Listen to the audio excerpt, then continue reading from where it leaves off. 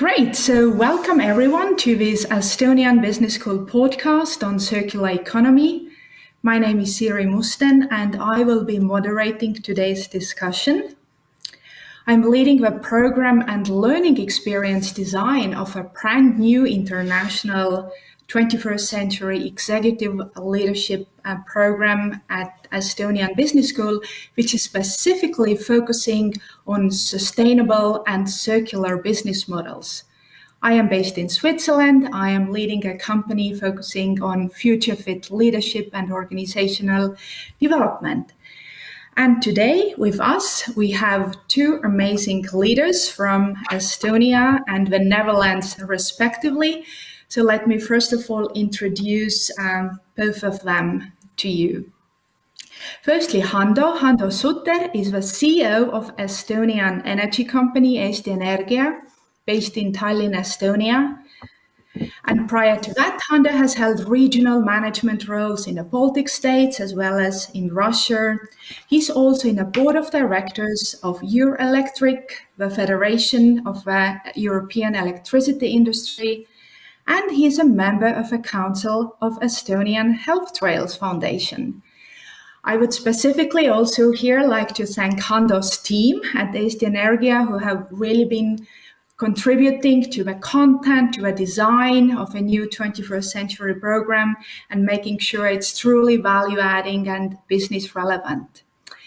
So secondly, today with us, we have Dr. David Peck, who is a professor at Delft University in the Netherlands. David is also visiting professor at the MIP Graduate School of Business in Milan, Italy, where, as I understood, Dave, you have already developed a circular MBA specifically for executives. David is also a member of EU committees and a reviewer of Horizon Europe, which is EU's key funding program for research and innovation for sustainability and circular economy. And also really happy to have Dave on board as one of our leading professors in the 21st Century Leader Program. So welcome, David and Hando.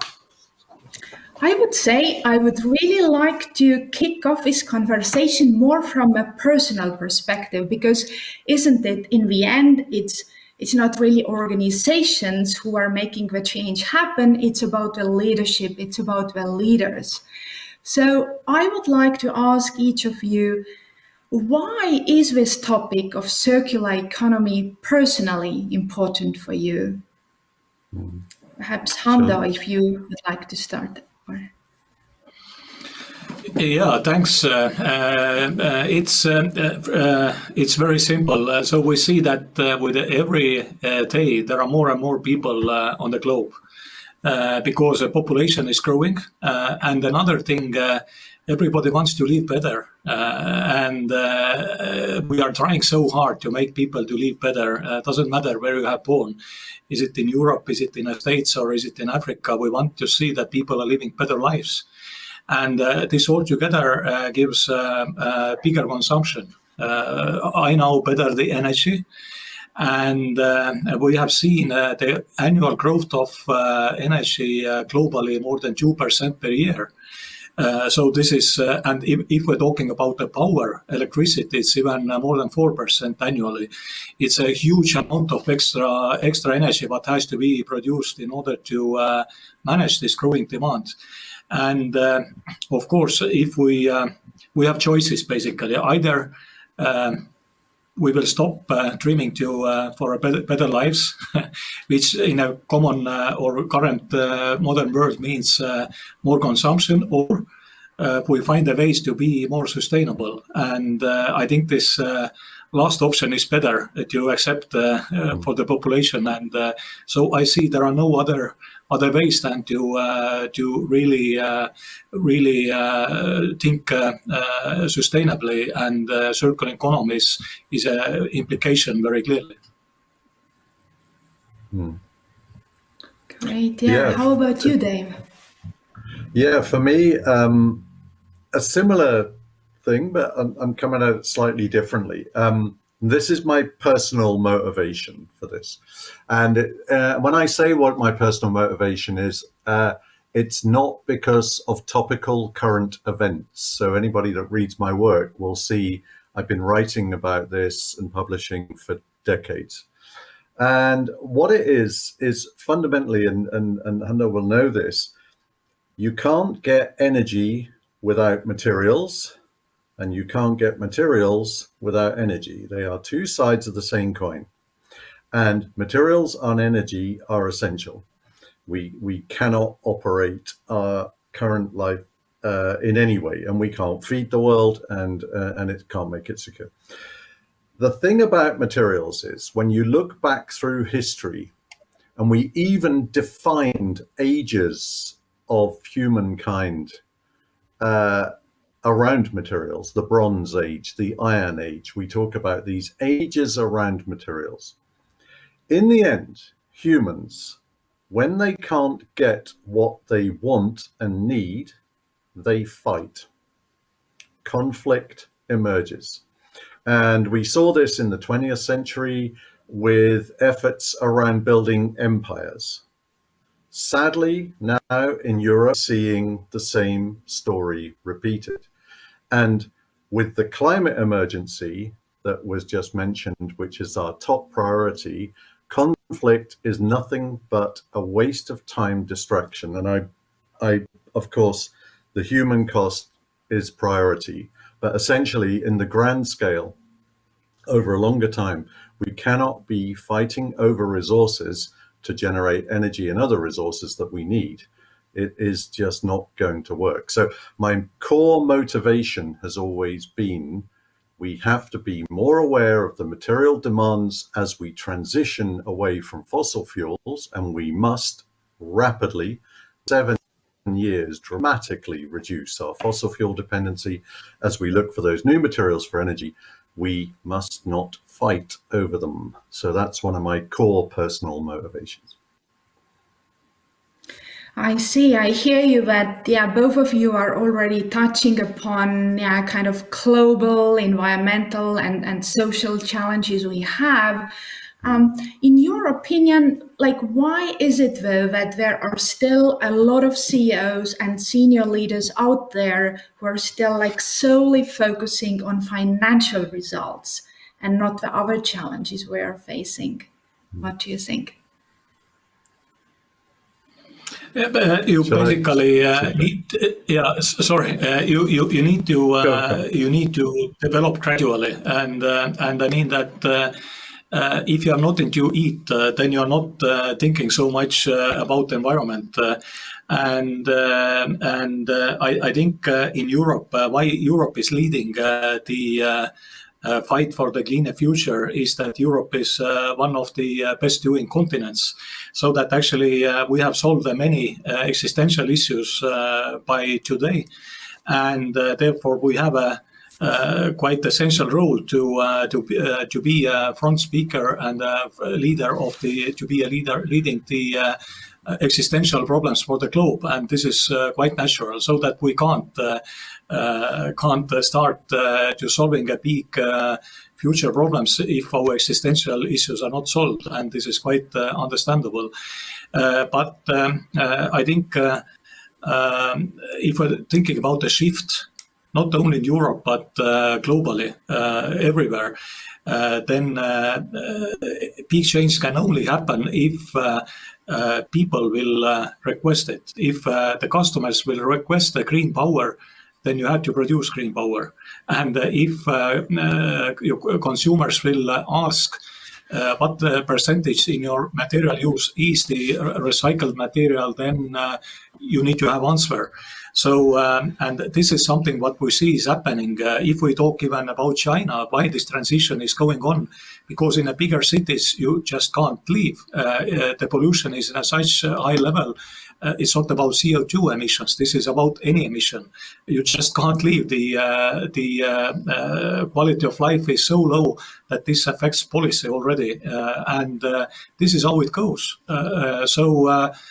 I think one or other way it comes to any manager's table, but why Europe is leading, this is not a big miracle. It's a quite understandable. Yeah, Dave, would you like CEOs. to add? Yeah, I do want to add. CEOs, why are they not on the case? Why are they not on top of this? Because let's face it, they're not. Right? We've had 20 years of discussion, 30 years of discussions, COP events, business leading, really, it's not moving. Why? Well, of course, I would say our business schools are not delivering the curriculum that we should have. And of course, EBS is changing the mold and saying, actually, we want leadership around circularity and sustainability as a core function. That's needed. So we do need that shift. But there's something, I'll just quickly say, there's something much more fundamental. So we've had 200 years plus since the Industrial Revolution. And in that industrial revolution of course, what is it essentially? Burning fossil fuels, coal to start with, now oil and gas. We've unleashed an incredible amount of energy, and business has responded in the same way. And the business models and the frameworks are developed around linear markets. In other words, take, make, waste. And everything you learn in business school and everything you learn in business is around the market and take, make, waste and return on investment. And that is it. There isn't a lot more. I must be honest, I'm a bit bored with reading the business press. I look at it and I go, sorry, this isn't actually addressing 21st century crisis. This is 20th century. I'm reading something from 1993. So we need a dramatic shift, and that's why I think the EBS program is so important. That's why I'm so excited about it. Great. Yeah, thank you for bringing the link, from education to business. And here, in your opinion, also to me, even though not being an expert, it sounds like the whole circular economy, it's a truly complex concept, actually. So do you see we need, and what kind of new leadership skills do we need to actually lead this kind of not only business model transformation, but let's say also how to lead the cultural change within a company? Like, what kind of leaders do we need in the future? I will say that this transition in a big extent is also technology development. It's as I'm engineer, I would start from engineering, and I think the answer is technology. We see how technologies are developing currently and how they are actually offering solutions to huge challenges in the world. Would it be solar generation, for instance? Who could ever believe that in such a sunny days like we have today in Estonia, almost half of consumption is coming from solar? And we are a Nordic country, if you take a look on the globe. Talking about EVs, electric transportation, talking about storage of power or something else. This is a huge development of technologies. This is affordable to most of the people today, but some few years ago it was on the engineer's table. So first of all, we need to educate technically capable people. We need to make young people to be motivated to learn real sciences, which is not easy thing to do. I know, I have been doing this. I still love maths, and I think it's extremely important that on this course, what they are having through the real sciences, they still don't lose their creativity. So they can think out of the box, but they need to have a very, very good base education on the real sciences. And this is very important. Now, another thing what we need to have is actually ability to work together with other and very different people. So this is something what was not maybe needed earlier so much. We need to understand other businesses. We need to understand, basically we need to have a good cooperation between artist and engineer, because it's all together aesthetics. I had one professor of arts university, and he told me that why you guys don't use architects of the when you're producing a solar farm. It doesn't look good, and society will not like it if it doesn't look good. But if we do it together, we give some aesthetics to this solar park, and the people will accept it much more. And this is true. But we as engineers, we didn't think about this. We need to understand that people, to accept this change and to see that solar parks are appearing, we need to pay attention to aesthetics. So this is the angle what we need to take with us, and we need to be able from the educational system to work together with a very, very different people in a quite short existing groups. So today we are working in this group, tomorrow we are working in another group, and we need to be able to learn all the time. Mm-hmm. We need to, one thing we need to believe that we don't know everything. If people think that they know everything, then they are lost. They cannot keep up the speed of the world, how this development is going. So those things we need to really try to somehow inject to the students from the universities today. I don't know how to do it. Maybe as you are working more with the students daily, then you can advise, but this is really what we employers need. Yeah. Well, I work with students. I work a lot with industry leaders as well. And the questions around industry leadership, I totally agree. Technical is very important, scientific. Of course I would. I'm an engineer first degree and I work in a technical university. However, I think, as you rightly said in the second half of your response, it's the societal aspects that's missing. And if anyone thinks we are going to have a low carbon, sustainable, circular transition and nothing is going to change for society, they are going to be sadly mistaken. So in other words, there is, with many industry leaders, a perception that we can do something very clever and nobody need notice. We don't need to bother society with this. We will deliver energy, materials, goods, consumption, services in the same way. It'll just be done differently. This is a nonsense. As you rightly said, society is going to have to be part of it. There is no way. We have to go with 50% lower primary materials in 7 years, 55% lower climate emissions in 7 years. There is no way we can shift that fast without it being dramatically different for our customers in society. And also for people around the globe, in the global south as well. So I think that's one thing. The other I would add on in leadership terms, and we've seen it in the last 2 years, leadership in chaos. So if anyone is in business leadership under the false hope that once the pandemic begins to reduce, and there's no sign that will happen, by the way, this winter, I can see we're going to have millions of more cases and lockdowns again. But once that chaos has subsided, we can get back to business as usual. And I'm like, no, you really won't. It's not just a war in Ukraine. It's not just the pandemic. It's everything, and it is going to go on and on and on. And it will be what feels like to the businesses and the leaderships black swan events.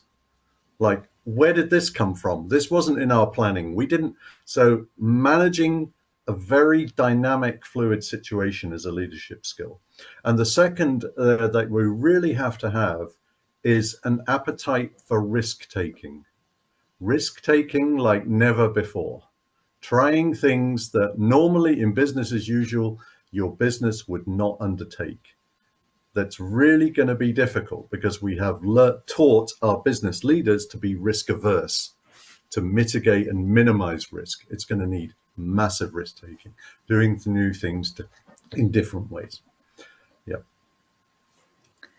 Yeah, thank you for elaborating. It sounds really like leaders need a new kind of, systemic thinking ability to be able to be resilient, handle the human, the people side of the changes. But Hando, as you also pointed out, at the same time, having a right mixture of technical and artistic skills.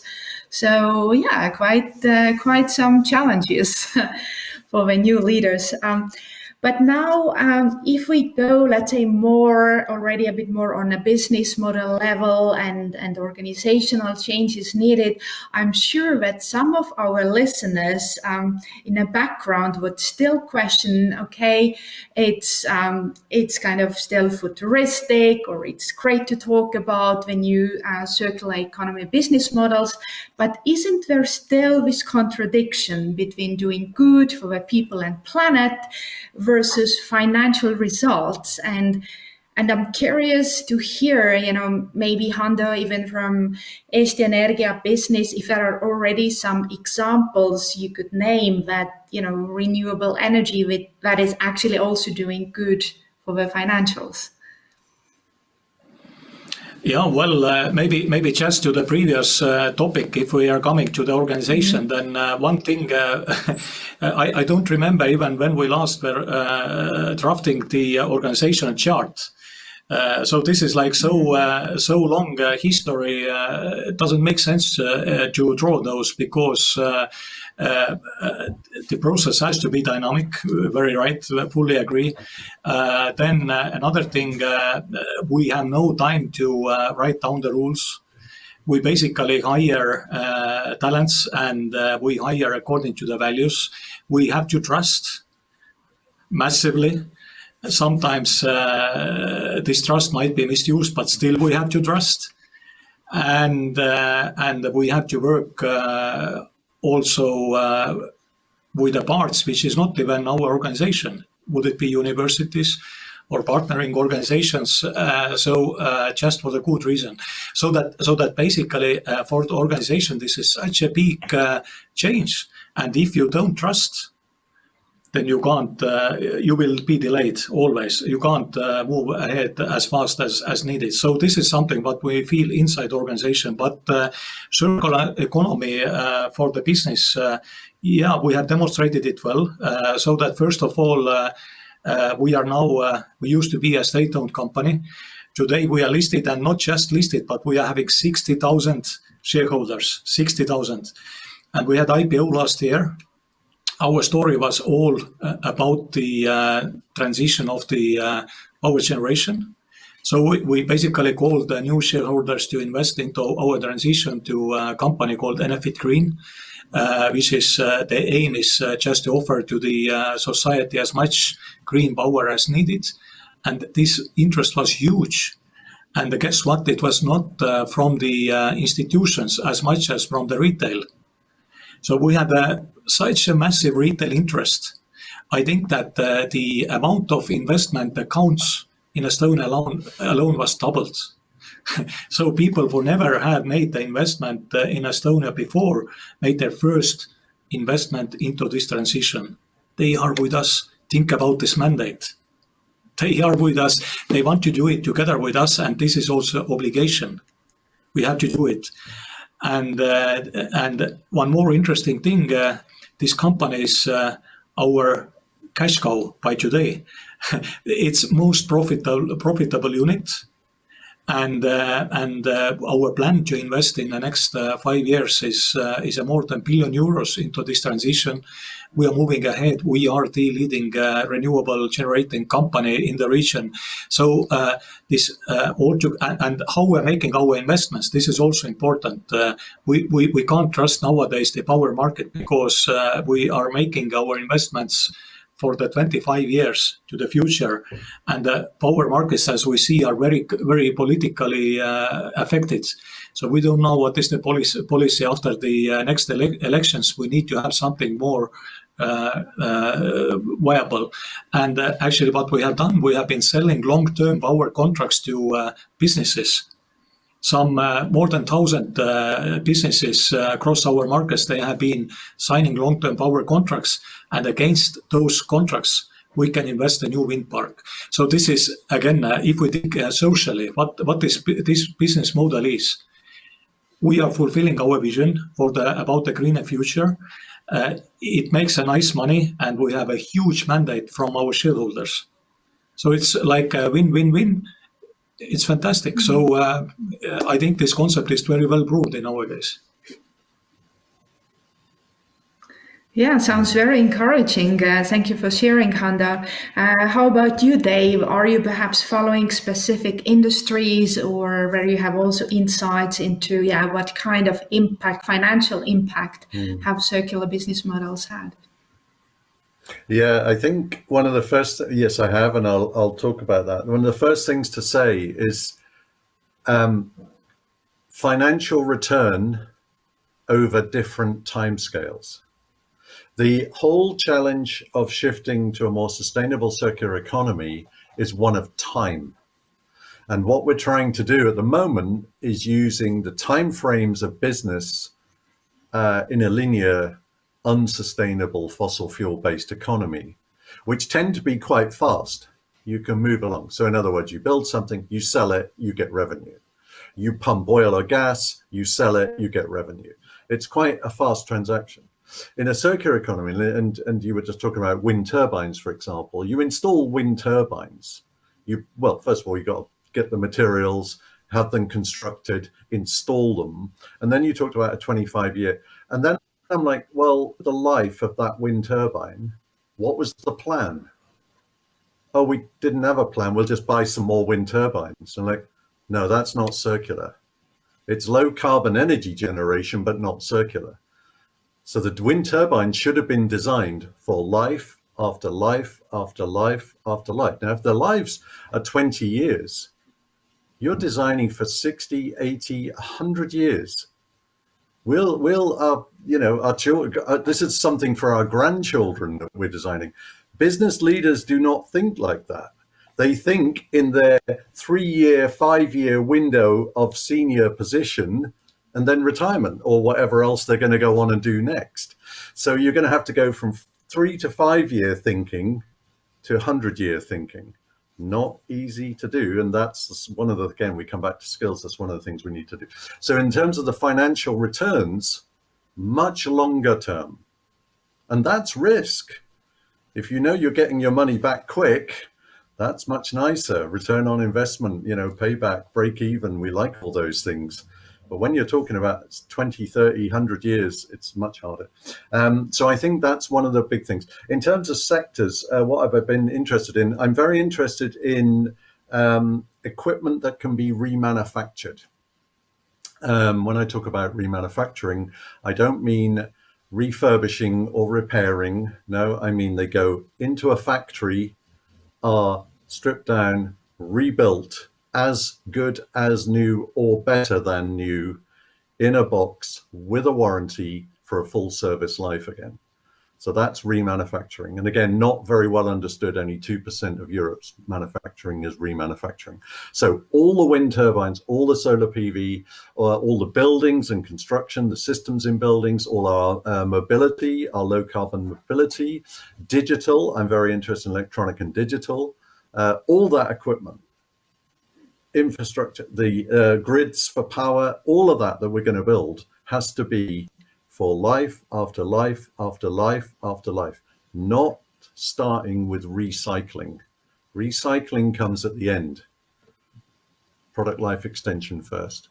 So that's where new revenue and values are going to be found, but they're going to be very long-term, very different, and very complicated constructs with a lot of stakeholders involved. Business is not used to this either. Business is relatively simple. Nobody in business, I've been in business, nobody says it's simple, but actually the new business is going to be even more complicated than it is now. Yeah, but I would little bit to oppose here as last year we were actually concluding lab level tests so far, but we are preparing industrial testing. You know that how many blades one turbine will use during the lifetime? Do you know? Yes, I do. It's more We've than been doing one, research for sure. on this. Maybe 3 even. Yeah. But what is the blade made of? So it's a fibers and it's a polymers. It's a petrochemical.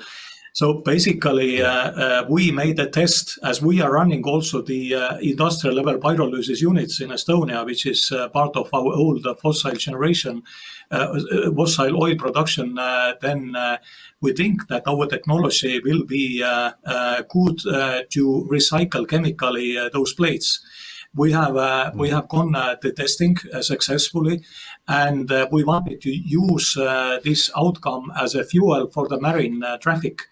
But now we have been partnering with some chemical groups from Europe, and they say, please don't burn it, but let's clean it to polymerization again. Because where we see the biggest growth of the oil in the world in the coming decades is petrochemical industry. So basically, what I want to say that we can use the waste of the plates from the wind turbine after chemical retreatment back to the polymerization. And if you said that business leaders don't think like this, then we are thinking about this. We have already made our first steps, and I think that we will pass the industrial level testing already this year. I know. You think like that. That's why you're on this call. That's why I'm talking about mainstream business that I work with. We have a lot of work to do with those guys. Great. Yeah, and thank you, Dave, also for elaborating and broadening, the whole concept of circular economy. What I also picked up from a previous answer from Hando as the topic that is very close to my heart, the organizational internal design. And you also mentioned that also Eesti Energia is looking into the new kind of model more based on trust than hierarchy. And I find it indeed quite fascinating that more and more companies, especially I sense the ones which are more open, to also sustainable and circular business ideas, they start revisiting their organizational models as well, because it's kind of clear that the structure, the hierarchical structure, what was developed, in 1870s as part of the Industrial Revolution was good for these times, but is not really supporting the innovation, agility, but also collaboration between teams, what we require in the 21st century. So I'm just really happy to hear that. And at least here in Switzerland, there are more and more companies which are emerging based on these kind of self-managed teams and more role-based setups than, rigid jobs. So that's really great to hear. But I would like to continue, Hando, based on the big ambition I know that Eesti Energia is having in terms of totally stopping the oil shale production by, I believe, 2030 and becoming totally carbon neutral by 2045. So maybe you can share a bit more, like what are the major milestones, what you are working towards, perhaps the changes you have already made, and also what are the main challenges you are facing on this journey? Yeah, exactly. Actually, our mission is to that we are on the journey to zero, and it is very important. And this ambition is not to reduce our own emissions, but we want to be leading our customers' journey to zero, because with our customers, most of their emissions are coming from energy or is energy related anyway, and we know about this field much more than they do. So our ambition is bigger. We want to take all of our almost 1 million customers with us and go together on this journey to zero. So we have been actually for this we need to know our customer business much better. We need to understand their ambition, how fast they want to go, and to advise them how to do in order to be sustainable, both environmentally but also in a business wise. So we announced this ambition last year, and actually we met a huge interest. It was much bigger than we ever expected. So this is changing business models. This is actually innovation, which we are doing together with our customers. We understand them much better. Actually, this cooperation has become much more exciting, and yeah, it's also actually brings new talents into the organization, because people outside organizations see that this is something they would like to be part of. They see that we are on the journey to zero with our customers and they want to join this journey. So that this is also important nowadays, maybe even most important, how attractive you are for the new talents to join the organization. And here I can see that actually the shift has been also big, because you think from where we are coming, we are more than 80 years old organization. We are not any startup. And normally those old organizations, they are having kind of DNA. And this DNA is different than we see today, and you need to be proud about your past, about your history. You take what is useful from the history, but you need to be able to change, and you need to be able to change your DNA, which is almost impossible. So you know that organization is very hierarchical from this area. How the power station was managed 25 years ago, it was almost military organization. So now we are changing all of this, and we want to be innovative. We want to be dynamic. We want to be fast. We are competing with the startups and the tech companies for the talents. It's something where we have to transform as organization massively. And this is not just we show up that because the startups, they're born, they're innovative and they are fancy as organization, but we have to transform, because everybody knows what we were 20 years ago. Now we have to be something different, and we have to demonstrate that we are, because we have no credit here. we have to be very clear that we have changed organization. Yeah, but it's interesting. It's extremely interesting journey. Great. Can I just follow up here? I mean, just coming from Estonia myself, and I do know that, our winters have very little daylight, and there may also be some days, no sun, no wind, and, just to challenge this a bit, what is your plan? Like how, or are there still maybe other ways to produce renewable energy, what I can't think of? Yes. It's about technologies again, because the oil shale is a material, and here I'm with Dave fully. It is material, and we don't know after 100 years what our grandchildren will say. Are they proud that we were using this time oil shale, or they are a little bit think that why they use this time, because now we have much better technologies to use this material. Because oil shale is different than coal or lignite, because you can produce chemicals out of the oil shale. You don't need to burn it necessarily, because burning is extremely low efficiency, a lot of emissions, but the material is still there. We have to investigate and see what we can do, study what we can do with this material. We can implement new technologies, and what we are doing now, we are using pyrolysis. Pyrolysis makes the use of oil shale twice more efficient than burning it. And if we are using this oil in a chemistry, then the emissions are times less than we used to have burning it to the power. So material is not so bad, but we just need to change the way how we use it. And if we're saying a thermal power plant, in this thermal power plant, what we need in a winter day still, because we don't have sunshine, yes, we don't have wind enough, maybe some days, and it might be pretty cold. We need lots of energy. Then we can use maybe retort gas. This is not gas from the Gazprom, but this is the gas which is, let's say, residual from the pyrolysis process in the same thermal plant where we used to burn the oil shale. So basically, we are producing oil out of the oil shale.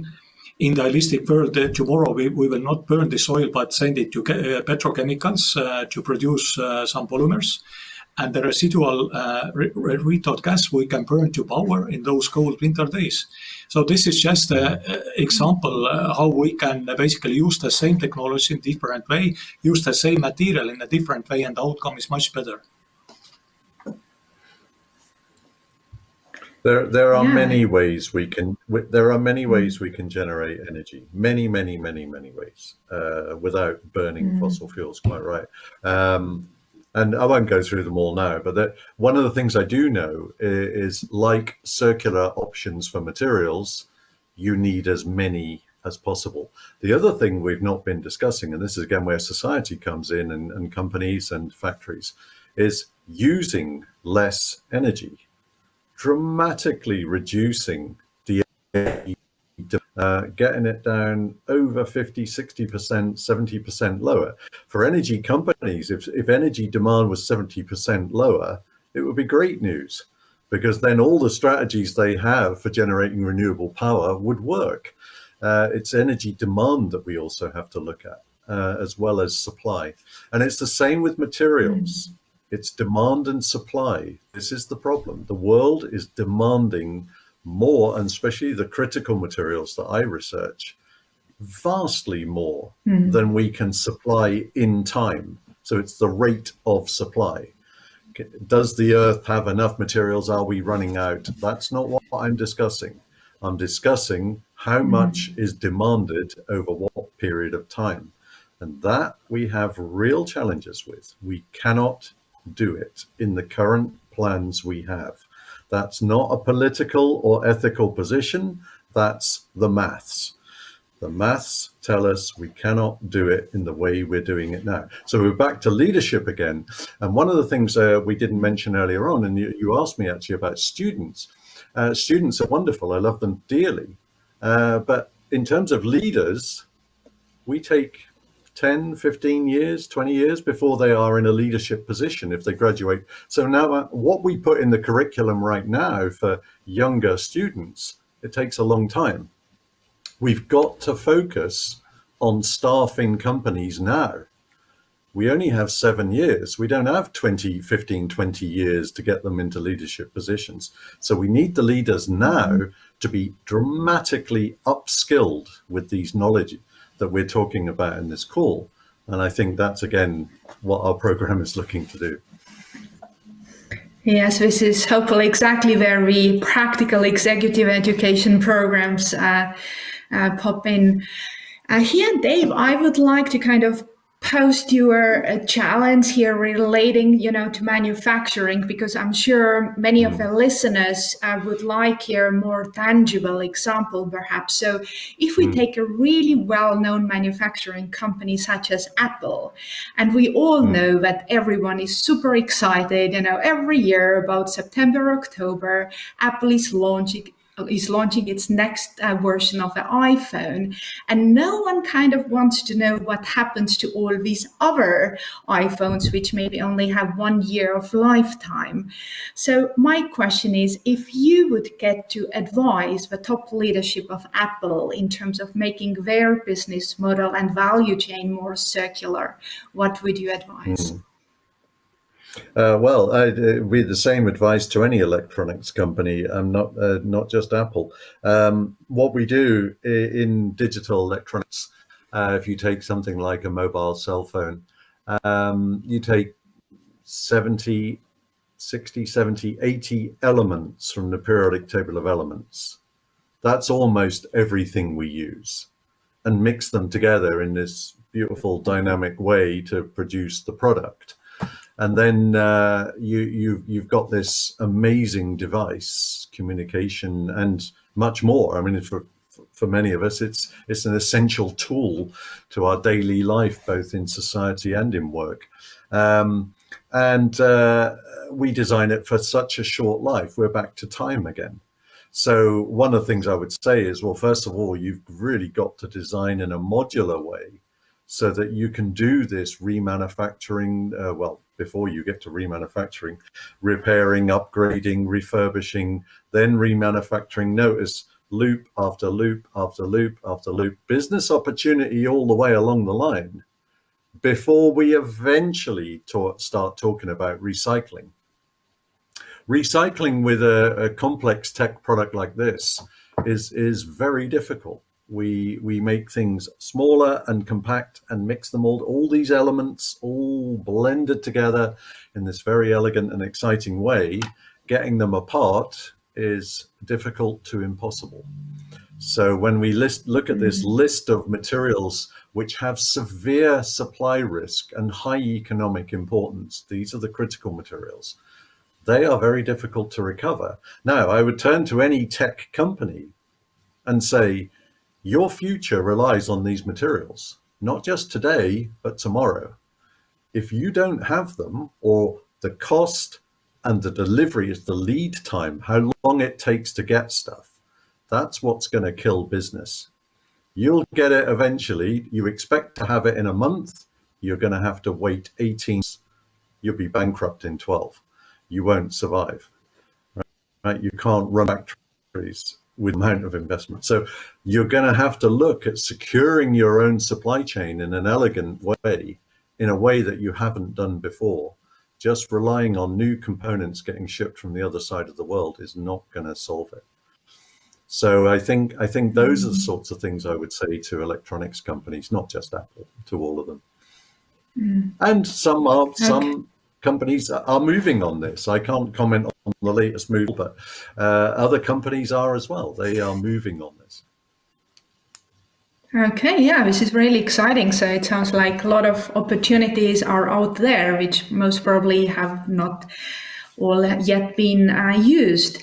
So both of you, I heard that before, also a little bit touch basing upon, a new stakeholder orientation approach to business. And I'd like to hear from both of you if you can perhaps elaborate and give a few more examples, like how is your company or Dave, in your favorite industries, how do they include the various stakeholders also to the product, let's say innovation, to find new solutions? So here thinking about, employees, clients, suppliers, maybe similar field organizations.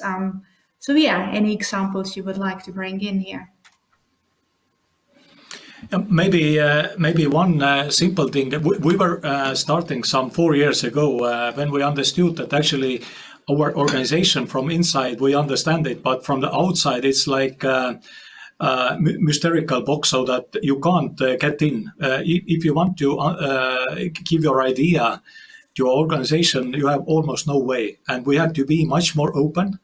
We want to be much more attractive for the good ideas, would it be from inside or outside, and we have to be very clear that we are not the the smartest in the world. We need any good idea, and then we started from the very beginning. We created idea hub, and the idea hub works like this: that this is a kind of mechanism inside the company how we handle the ideas what we are getting.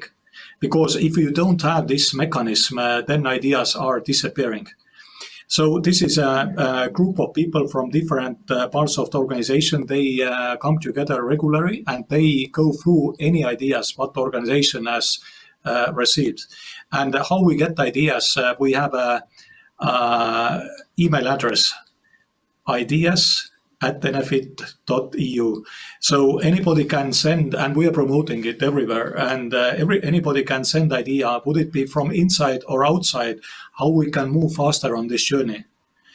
And our group is coming together regularly. They go through those ideas, they make a first selection and filtration, and they put it forward.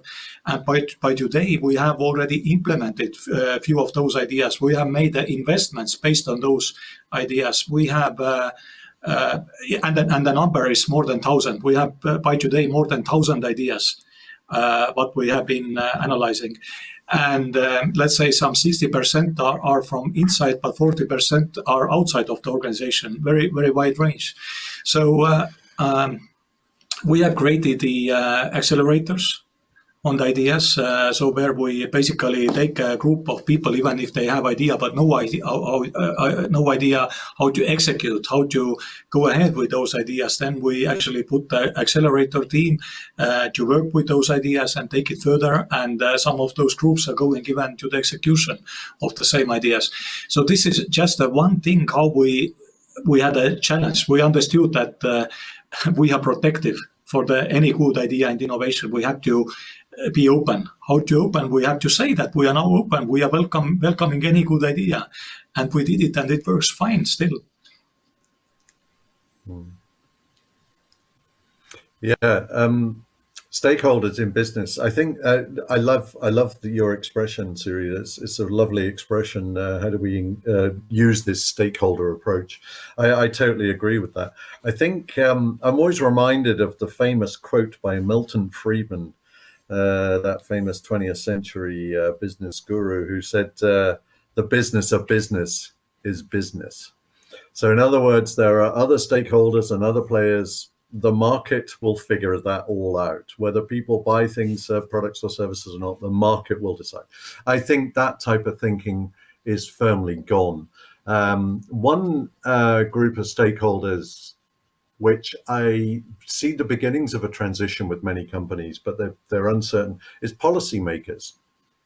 So in traditional business, you would say, well, the policymaker framework, the rules, the regulations, the incentives, and the tax and everything else, knowledge and skills in society, whatever it happens to be, that's the environment in which we operate. That's just how it is. And we manage our best. And then what we'll do is form lobby groups, and we send them to the European Commission in Brussels, or we send them to our member state governments, and we lobby them and try and nudge them this way or that way. And that's very traditional business approach. I think we're going to see a lot more where policymakers and companies are going to have to come together to find complex solutions in the way that we have had to during the COVID crisis, in the way that we're having to do with the war in Europe. That we have to sit down together and go, the companies go, we want this, this, and this. And yeah, you would say that because that's just in your pure interest. You have to think of the interests of society, of the government, of the state, of the European Union, of different stakeholder groups, and what's the trade-offs that you're willing to make. And that's an interesting conversation.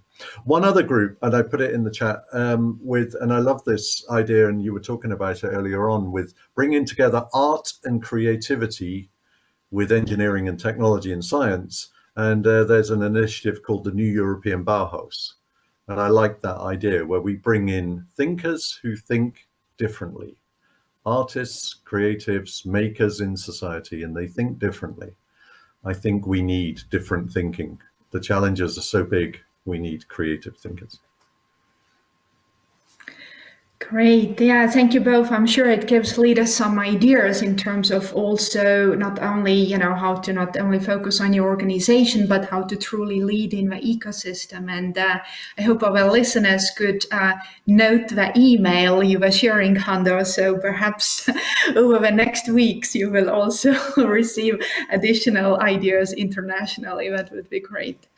All right. So I would say let's now shift truly on the global level of this challenge in circular economy, and we have touched basing a bit on these topics already, but now again looking at this, so from really truly from a big picture in terms of the global economical, social, environmental challenges we face, what would you say, what is the most critical challenge which we would need to tackle most urgently as a global business community? I guess what Dave was mentioning is something what we are forgetting very often. This is we need to save, and we need to save energy. We need to consume less. This doesn't mean that this should necessarily we should give up in our life quality standards, but we have to do it differently. I just give you one example. We have calculated that if we renovate our lighting in Estonia, this would give us as much energy or power as we need for all the electric vehicles in 2030. So basically, we still have the same lighting. We have shifted on the transportation from fossils to electric, but we are not consuming more power because we have saved the same amount of power from the lighting just of using modern technologies. So this is so important. Without thinking truly how we are consuming and is there anything to do to consume less, we can't do it. It's not doable because first of all the materials, it's very very much right. everything comes to materials. If we produce something new, we need the materials, so that we need to change the way how we are consuming. And we can do it if we do it clever ways, then we are not giving up on the quality standards of our life. And then another thing is that if we think what to do first, and it's we have so many things on the table. If we have a strategy session, then most of the time we are spending on what we are not going to do, because we have so many ideas what to do. And then what is the filter, how it works?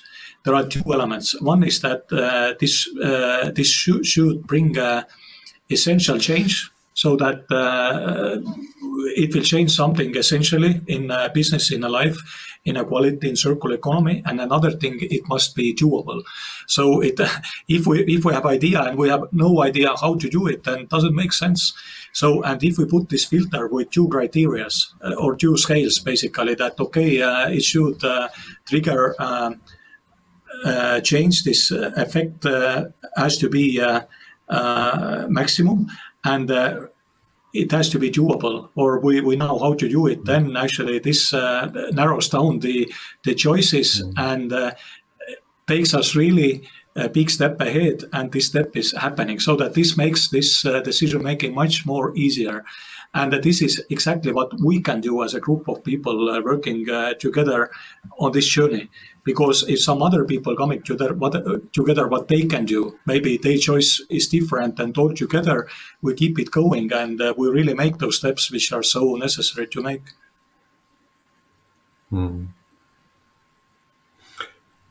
Yeah, the global dimension. Over the late 20th century into this century, business discovered, or rediscovered perhaps, the opportunities of globalization. So one of the big drivers for that, in my view, was the internet. Suddenly fast, reliable global communication, sources of data and information. And then in terms of powering mobility, ships, planes, trains, trucks, was fossil fuels. So with cheap fossil fuels and the power of the internet, suddenly the world was our oyster. We could take stuff from anywhere, and that stuff got cheaper and cheaper and cheaper, and make more and more and deliver more and more for society. I think that is dead. It's finished. It's been accelerated through COVID and now the conflict in Europe, but it was going to die anyway. Why? Because it is fundamentally unsustainable. This planet cannot take that amount of globalized consumption. It cannot do it. We knew it in the 70s, even the 60s. We just chose to ignore it. Power ahead, because the mantra of business said we can create good money out of it, and that's what we did. So that is dead and finished, thankfully. Of course, with anything like that took decades and hundreds of years to form, it's going to be a long, painful death. Well, in fact, it will be quite a quick, painful death, and we're going to have to get through it as fast as we can. So then the question is, if you're not buying cheap stuff based on fossil fuels from all over the planet, how are we going to run business? I think this is the fundamental of the talk today. And I think that then gets really exciting. And that's where my heart sings, because there's so many interesting opportunities within Europe itself on how we're going to do it. Will it be the same? Absolutely not. Will society, companies get the same products, services, energy that they got in the past in the same way? Absolutely not. Will our buildings and cities look the same? Absolutely not. How are we going to get around? Absolutely, totally differently. Is it going to be fun? Yes, I think it will be fun. And we might even realize it's more fun than how we did things before. So I'm really excited about it. I appreciate Dave for bringing this kind of positive note to this message, and let me actually continue from here also more in terms of, as I'm quite a positive thinker myself. So even if we take today's let's say global or European critical events here. We're experiencing the coronavirus, there is war in Ukraine. But even in these situations, do you see any opportunity in here that these events would actually accelerate the transition towards circular economy? Oh, absolutely. I think any crisis is a mother of innovation, basically, and we see it happening. I have been heading a crisis committee for the last 2 years in a row. I never had such a crisis in my life. I have leadership positions for the last 30 years. And I have seen most of innovation through my life in those years. Think about distant working. We had all those technologies. I was using Seattle. I was visiting Seattle some 4 years ago, seeing the latest Microsoft distant working tools, Teams, which we were one of the first implementing in Eastern Europe, at least. Long before COVID, and we were using it. But we saw most of our partners and other parties whom to work. It was so difficult. It was so common that you spent first 10, 15 minutes at every meeting to set it up, and you had to involve somebody over the video. But today we are all masterclass on the distant working. Think how this has been changing our way of working. So we can do it. It's like a nothing. But actually, all of those technologies were existent prior to COVID. Did we really need a COVID to do it? Think how much we have saved the flight miles, unnecessary flight miles, by the way, the hours in the car, heating of the offices. Companies are cutting their office space because they don't need it anymore. So it's a fundamental change, and we can do 3 meetings in a day, which we each of those would require 2 days with at least 2 flights each in one day. Think about the efficiency, how much more we can do. Yeah. It's a COVID crisis. Then we are coming to high energy prices, crisis with high energy prices. Suddenly we discovered from where the cheapest energy is coming nowadays. Do you know? We are looking for cheapest energy. From where it comes in Europe? Wouldn't it be the sun? No? It comes, maybe in Spain, but in Estonia it comes from the onshore wind. and basically we knew it, but today, as the question is how to get the cheap energy, then the answer is onshore wind park. No brainer. Let's build them more. Let's have it, because we can do it. We have technology. Technology is developing like this, and the cheapest energy is coming from onshore wind. Before it was like, I think, how to accelerate, how to support and do it. But now we know, and this is actually almost the only source of the energy where we don't depend on the imports. We can do it here. So somewhere in Europe, wind is blowing, and we can do it. And then we are coming to the war. So all the supply chains are disrupted. So was it global or was it less global? But let's say most of the supply chains don't work. So we suddenly get to know our partners' supply chains, from where the material is coming. If they are building the component, from where the material is coming, what materials they're using in this component, from where it comes, why this is disrupted, because this is essential. We need to know it. And suddenly we understand that how many partners do we have, how many materials are there, what we are dependent. And we start to think that maybe we don't need to buy this component. We can use this component in other way in the same place, because we have to think about this. Otherwise, our business is disrupted. We are becoming to be curious how to find alternatives. We are innovative. So I think each crisis is good for the innovation, and we have seen it through the last 2 years. Yeah, I totally agree. Necessity is the mother of all invention. And of course, we've had to do some dramatic things and be very creative. And I find that exciting. And I also, as I mentioned just now, we with different countries in the world, how people are treated and how we treat people. So we demand materials for our mobile phones. Again, you talked about mobile phones, for example. Cobalt.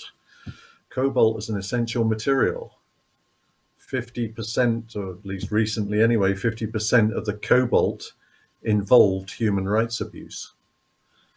Now, seemingly we didn't want to look at that. Now, suddenly these issues are starting to come to the fore. We're starting to sit down as society and going, who suffers in order that I have this? And is that fair, right, and ethical? And can my business survive if it behaves in this way? And it wouldn't behave in this way in Europe. So why do we rely on supply chains that allow that to happen across the world? And those questions and those discussions are happening in boardrooms up and down the country, all across the countries across Europe. And that, I think, is good. I think it's good that we're having those conversations. The answers are not easy. They're not as simple as we just stop this, stop that. It's sometimes we don't even know. We don't understand. Where are they coming? The complex supply chains, we need to understand them better. But at least the conversation is starting. And again, we go back to leadership. Good leaders start complicated conversations with a direction of travel to find answers. And that's something I think is really important. Right. And now, can we still give like some examples on a European level, perhaps in terms of regions or countries, like who have made most progress in terms of transition towards circular economy? And maybe Hando, you have more of the figures in terms of renewable energies, and Dave can comment in a more general way. Mm-hmm. Yes, we actually want to think the way that Europe is leading this way, but actually the reality in energy is that actually Asia is doing nowadays 70% of the global renewable investments, and Europe has been lagging behind a few years in the past now, and maybe this is going to change now on the obvious reasons. But if we think in general, then if we think about energy, then we should not think about power alone. We should think about transportation, liquid fuels, heating, cooling, and so on. So that more than 70% of the European energy is still coming from the fossil sources. And I don't know the last year numbers, but prior to COVID, still globally the energy consumption was growing faster than the generation of the renewable energy. So that basically there was even no theoretical chance that our dependence on the fossil sources is reducing. So here today, again, we have a crisis. We want to dramatically reduce the dependence on the gas of our economies. And this is good because now we think about alternatives. And the gas is cleaner, but still fossil. And also it has been creating unnecessary dependence to all European economy. And now we think electrification as alternative. So if we electrify at least some essential part of the current gas consumption, and we do it with renewable power, then this is solving many of those challenges. So, and I think that this will boost really the transition in Europe. But I think we needed actually two crises: high energy prices, huge energy prices, and then this terrible fight in Ukraine. So and now we see that actually we are planning on a highest top political level the change, and politicians are really making how to boost this change and really how to go for it. But actually, we had all those tools available prior to those crises. So if we think about oil, then actually a sector where the oil consumption is growing the fastest is petrochemicals. But if we think about our clothing, I don't know exactly. I don't see what you're wearing, but this is not the probably it's not cotton. It's not even wool. it's something which is synthetic. It's a polymers, and actually we don't think in those terms. Where the oil consumption is growing the fastest is a polymer production, which is including our clothing, and then what is happening to this clothing after the useful life. So if we think how to use those polymers back to raw material, maybe through the chemical retreatment, then this is something we should think and keep in mind, because we used to think that if we drive less, then we reduce the oil consumption in the world, but actually we are wearing the petrochemical product. Yeah, in terms of places, you asked the question in locations. I'm going to pick 3 seas to help me navigate around Europe: the Mediterranean Sea, the North Sea, and the Baltic Sea. So if you take those 3 seas and then go, okay, so what's going on in terms of circular economy initiatives? In the North Sea, I'm talking just within the European Union. The UK, of course, is very busy, but outside the EU now. But if I look at the North Sea, we have Netherlands, Belgium, two hotspots of circular on that sea. And then, of course, the Nordic countries and Denmark and Norway are very busy on the circular, Denmark in particular. Then the Baltic, we have Sweden, Finland, and now, of course, the Baltic states as well, which is exciting. So I see some hotspots definitely in the Nordic countries across there. And then across the Mediterranean, I look at Catalonia region, I look at northern Italy as particular hotspots where I see a lot of activity. Often an interesting combination of policy, universities and research and companies. It's where that sort of triple helix comes together, that you see real activity and action taking off. And as said before, not just startup companies, but they are exciting too, but also small and medium, and also some large companies that are moving as well, well-established older companies, as we've been talking about today. So those are the regions that I see, and I'm sort of plugging them around the 3 seas that I mentioned: the Mediterranean, the Baltic, and the North Sea. Thank you for your insight. Sorry, I just want to add here that the Europe is small enough. Maybe we can't see the region because we have some the technological developments where we are cooperating with Italian technology provider and the universities from Germany, and actually going to retreat the waste from the Netherlands. So here it is extremely important that we cooperate. We are not going to build the silos on the European regions. And if we take one group of the waste, we need to specialize. So let's say end of the life cycle car tire, for instance, having a very high oil content. If we can produce through our pyrolysis the end of the life cycle car tire back to the oil, we actually need it too in a scale that we can cover the region from Poland to Sweden, even Norway. So we take quite a big region, but at the same time, maybe Finland will solve another group of the waste, and we export this to Finland because we alone, we are too small for the proper solutions and investments. So that we have to see it wider, and I think that actually if Italy is having a huge challenge with the plastic waste, then for us this is an opportunity because we are getting this waste on a reasonable price from Italy to produce something useful here. So we are not getting it from Finland because they have done their homework so that it's not available there.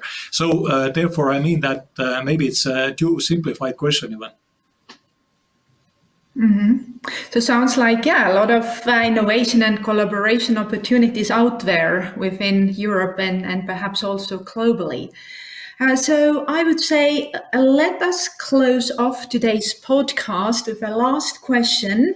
And again, keeping our listeners in mind, if there is a senior leader, could be in the politics or anywhere else in Europe listening to us, who is perhaps today still running his or her business based on a traditional linear business model. So what would be your top, let's say, 2 to 3 recommendations what could be the first steps towards a circular business model?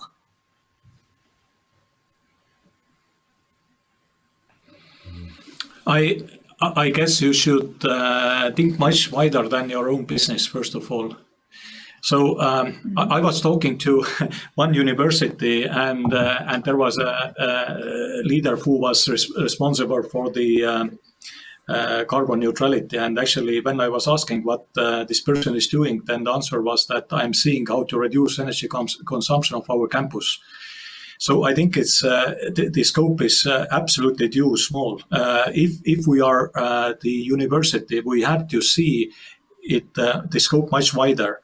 So let's say if we are a bank, we can't see how to, let's say, this is also important, but always put waste to the different cans. This we have to do as well, but we have to see how we are building up our financing policy to direct it more to the investing into the transition and so on. So that basically we have to see our mission much wider than just our business we are doing inside our organization. We have to see our role in a society, and we have to define what we can do with our capacity, with our knowledge, with our expertise, in order to really to keep society developing to the right direction. So this is so important, and yes.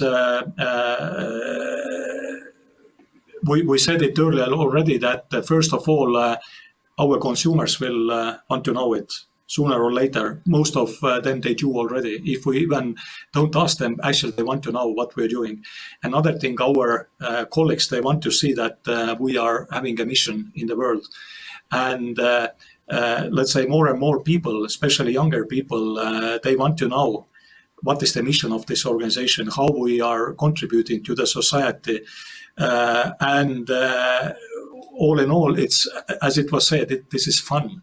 So if we really have this journey, we have agreed that we are on this journey, then every morning we come to the office, we know that we have mission here. We have a big thing to do. It's not only about money, because money is a tool, one of the tools. So it's not everything. And finally, if we do the right thing, we have motivation high, both of our own employees, stakeholders, and customers. Then money is a consequence. I would have three things the leader should do. First of all, companies say we are only as good as the people we have. Without the intellectual capacity, innovation, creativity of our people, we are nothing. So, do a skills and knowledge audit. Listen to all the things you've heard in this podcast. Critical materials, low carbon energy, circular, business models, global risk, all the things you've heard. And then sit down with your senior team and say, how many skills and knowledge do we have in this organization around these topics? I suspect many companies will go, it's quite low. We're really not ready for this. Not all, but many. Secondly, number two, look at the 2030 targets. 50% lower primary material use, 55% lower climate emissions. How ready and prepared over the next 7 years is the company to hit those targets or even exceed them? And if they're not ready and they haven't got a plan and they don't know if they're going to hit them or not, they're in big trouble, because they'll never hit the 2050 targets. And the chances are regulation and policy will shut them down, because we just won't allow those companies to carry on operating. Number three, what will happen to the business if we just carry on as we're going now? Again, over 2030, 2050 time horizons, what's going to happen if we don't change? I think the answer they will come to pretty quickly is within about the next 5 to 6 years, we will be finished. We'll exit business. So hopefully they do those three things and come to the conclusion some change is needed. Thank you both, and indeed, and even if I don't know how to figure out these plans or a stakeholder model and a beyond profit purpose in their company, of course, on behalf of Estonian Business School, I would also love all of them to join our upcoming program, which starts on the 22nd of September 2022, specifically focusing on circular business models. However, we will be also tackling this topic exactly like in our podcast today, starting from the self-leadership, systemic thinking, then covering the new organizational models, innovative business models, and then talking more about how do you lead on the ecosystem to truly have a beyond profit positive impact on this earth. And we are happy that David is going to be there. We will actually go and visit 5 different countries within Europe. We have the best lecturers and inspiring CEOs with us. So if you're interested, check us out. The website is ebsexecutiveprogram.com. And with this, I would like to say very much big thanks to both of you, Hando and David, for joining today. Thank you. Thank you.